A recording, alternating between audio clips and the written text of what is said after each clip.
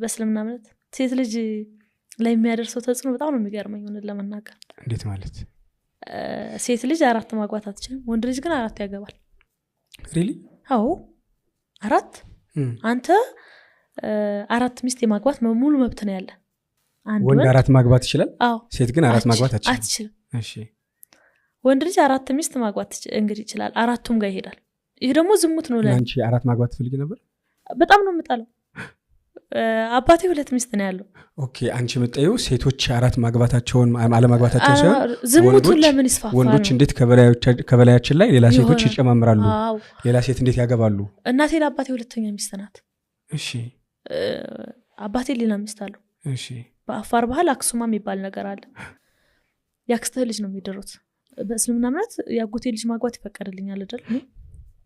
ያባቴን የእህቱ ልጅ ወይም የእናቴን የወንድሟ ልጅ ማግባት ይችላል ዝምድናው እዛ ጋር ያበቃል ወደ ቤተ ክርስቲያን ስትመጣ ግን 7 ትውልድ መቁጠር ግዴታ አለበት ማጋባት አትችልም ይሄኛው ግን ያጎቴ ልጅ አገባሁት ማለት ወንድምነቱ ረከሰ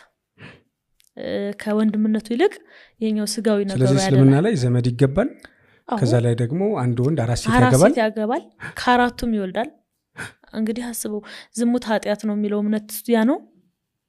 ሴት ልጅና ወንድ ሰላም እንዳይባባል እንኳን ያገደው እሱ ነው የእስልምና እምነት ወንድና ሴት ሰላም እንዳይባባል ሐጂ ነብይ ነው ወይም ወደ ወሲብ ይገፋፋሉ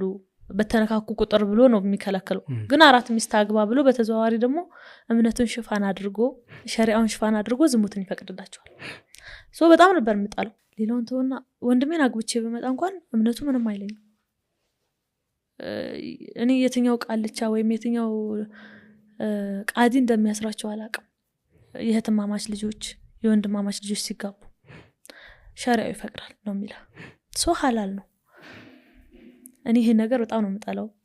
ስለ ውርስ ሲነሳ ሴት ልጅ አንድ እጅ ነው ታገኝ የሚለው ወይም በፐርሰንት ስንሰራ 25% ወንድ ልጅ 75% ለምን እኔም ጥያቄ እሱ ለምን ወንድ የበላይ ነው በእምነቱ